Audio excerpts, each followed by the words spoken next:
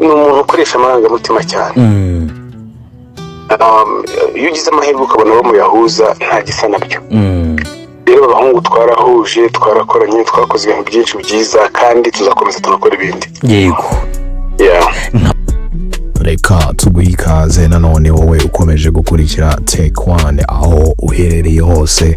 Tunagushimira ko ukomeza gukora subscribe, mwese mukomeje gukanda kuri subscribe hano, tukomeza kubashimira cyane. Uyu mwanya rero tukaba tubonye amajwi iyo witwa Bruce Melody asobanura uburyo ki aba bahanzi batandukanye bamaze kuva muri iyi nzu babarizwagamo ya 155 AM itunganya imiziki rihagarariwe na Kenny Mugarura, ariko iyi nzu ikaba yarashinzwe na Coach Gael. Iyi nzu rero yatandukanye n'abahanzi barimo Roskana ndetse n'abahanzi barimo Kenysol. Bivugwa ko uwitwa Element we akigorana cyane mu gutandukana na iyi nzu yatunganyaga umuziki ndetse yakoreraga nk'umu producer. Iyi nzu rero ikaba wihagarariye Kenny Mugarura avuga ko atifuza kuba yakongera amasezerano na Element, ariko gusa ko icyo yifuza ari uko batandukana mu buryo bwa gishuti cyangwa se mu buryo bwa kinyamwuga nk'uko abivuga. Avuga ko I wish to get separated with him amicably, ngo yifuza ko batandukana mu buryo bwa kivandimwe. Rero uyu akaba ari Bruce Melody ubwo yabazwaga we uburyo yabyakiriye, kuko bivugwa ko aba bahanzi bose bagiye kuba bavanwa muri iyi nzu itunganya umuziki, nyuma iyi nzu igasigarana umuhanzi umwe wenyine ari we Bruce Melody. Iyi nzu rero itunganya umuziki ya 155 AM ikaba yatangaje ko aba bahanzi nta kindi kintu mu by'ukuri ubu ngubu bari gupfa, ko nta kindi kintu babishyuza keretse uwitwa Element wagiye akomeza kugorana, kandi ko nakomeza kugorana ibintu ngo bitazigera birangira neza habe na bukeya. Rero no kuba ngo uyu muhanzi cyangwa se uyu Element basobanuye ko amasezerano yari yaragiranye n'inzu itunganya umuziki ya 155 AM atari amasezerano yo ku muhanzi gusa, ko nyuma yaje kubikunda akabishima,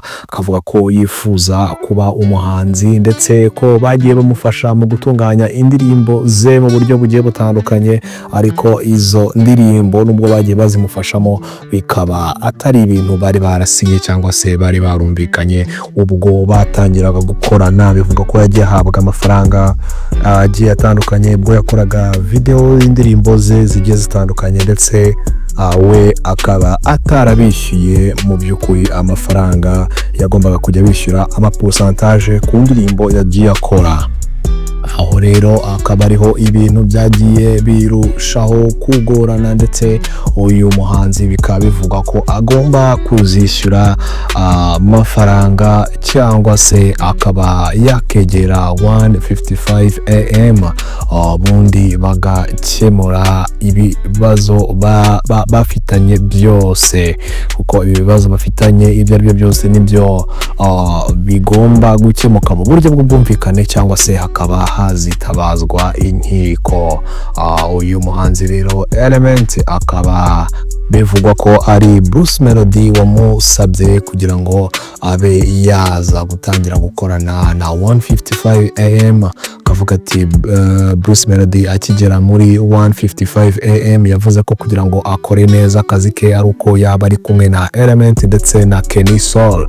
Nyuma yaho rero Element nawe ngo akaza kuba ari we basabye kugira ngo akore akazi neza, nuko yaba ari kumwe na compressor ndetse n'umuhanzi Roskana, ndetse uyu muhanzi bakaba bari bamaze no gukorana icyo gihe indirimbo yitwa Fude Toi. Kenny asobanura rero ibyo ngaho yavuze ko Roskana yaje kugira mikoro ashobora kuba asumbye aya rebo, ndetse akayavuga ati aho kugira ngo muhorere ibi bintu byinshi cyane ahubwo ye mwankorera indirimbo imwe yonyine yabihagije, ubundi ibindi ubundi reka tubanze twumve aya majwi ya Bruce Melody avuga kuri aba bahanzi.